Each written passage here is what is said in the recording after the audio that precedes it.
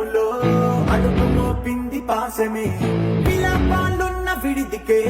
కలాపం కదిలి వచ్చనే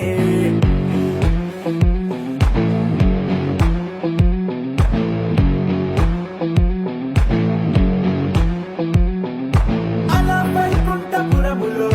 పట్టుగా చేరే బంధమే అలై పొంగేటి కళ్ళలో ఉల్లాసా తీసుకొచ్చనే